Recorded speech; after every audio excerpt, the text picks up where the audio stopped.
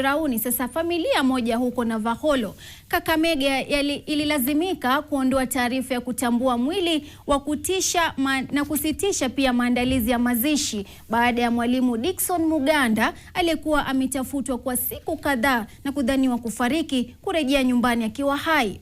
William Makosi na mseto wa taarifa hii.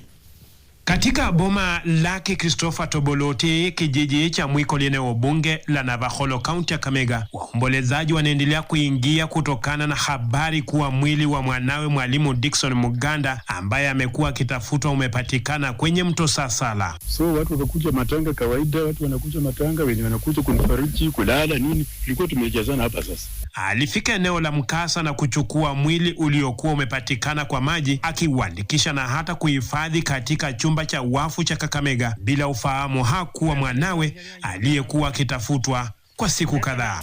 So kuangalia naona analeta sura, watu wawili watatu wakakuja wakashuhudia, wakasema huyu ni Dickson. Polisi wakakuja wakaandika details, wakaweka kwa Land Cruiser, tukapeleka mortuary. Nikijaribu kusongelea pale kwa ule mwili juu uko pale umekatakatwa, una nguo zingine za matambara, and the villagers around wanasema ni yeye. I was traumatized. Kando na boma kufanya maombolezi, anakufunza mwalimu Dickson Muganda matayarisho ya kupiga pole kwa familia ilikuwa inaendelea. Dickson alifahamu kifo chake kupitia ukurasa wake wa Facebook, ambapo mkewe alikuwa ametuma ujumbe wa kutaka apumzike kwa amani. Kabidi nipige simu kwa bibi, nimwambie, umeona watu wamekinipost nimekufa.